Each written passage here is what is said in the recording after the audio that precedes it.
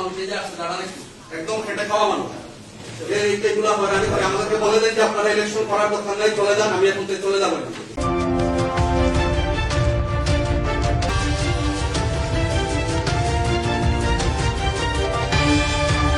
সাধারণ মানুষ এই যে আসছে তারা একদম খেটে খাওয়া মানুষ এইগুলো হয়রানি করে আমাদেরকে বলে দেন যে আপনারা ইলেকশন করার কথা নাই, চলে যান, আমি এখন চলে যাবো।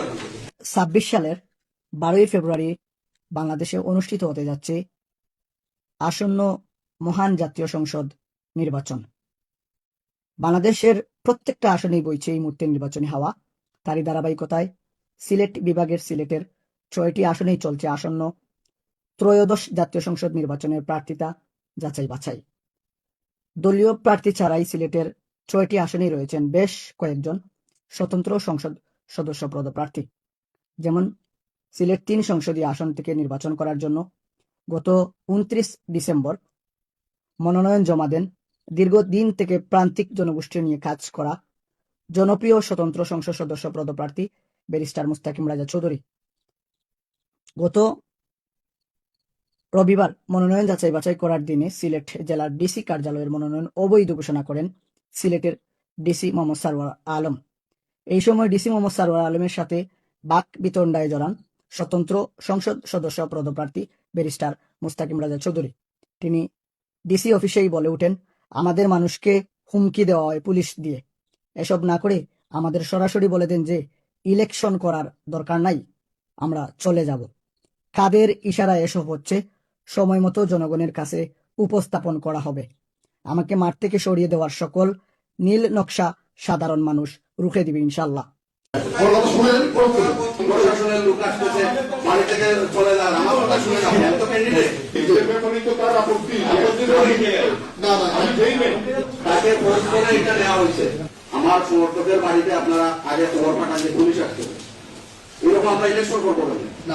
আমি আপনাকে বলি, প্রশাসনের লোক আসতেছে, বাড়ি থেকে চলে যান, আমার কথা শুনে যান, এত ক্যান্ডিডেট আমার কথাটা আপনি শুনেন। আমার বাড়িতে এরকম প্রশাসনের লোক আগে খবর পাঠান যে প্রশাসনের লোক আসতেছে, ধরে নিয়ে যাবে। সাধারণ মানুষ এই যে আসছে তারা একদম খেটে খাওয়া মানুষ এইগুলো হয়রানি করে আমাদেরকে বলে দেন যে আপনারা ইলেকশন করার কথা নাই, চলে যান, আমি এখন চলে যাবো।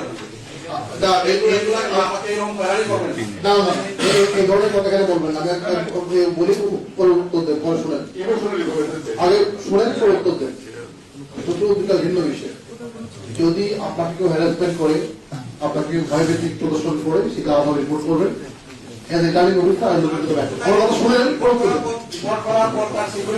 আমার কথা শুনেন, আপনার কথা শুনেন, ওইটা অন্য ডিফারেন্ট ইস্যু। এটা প্রত্যেক নাগরিকের জন্য স্থান নিরাপত্তা দেওয়ার দায়িত্ব রাষ্ট্র, সেটা আমরা দেব। কিন্তু এখানে যখন বিষয়টা হলো যে তদন্ত যখন দেওয়া হয়েছে, যখন সে লিখিত ভাবে এখানে জবানবন্দি দিয়েছে এই সাক্ষ্যটা তার না, তখন আপনাকে কিন্তু এই মানে এটা যদি সে না দিত তাহলে আমি ফার্দার পেন্ডিং রাখতে বের করতাম।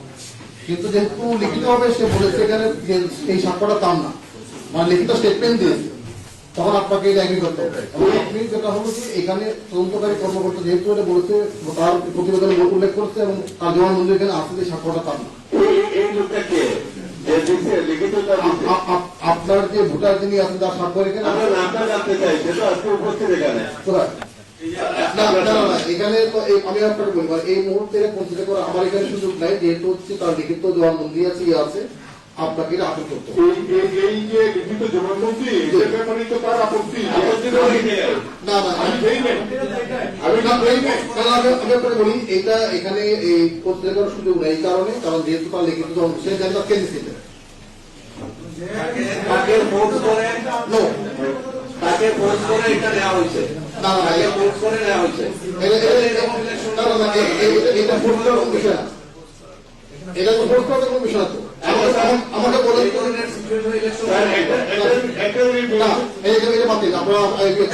ঠিক আছে,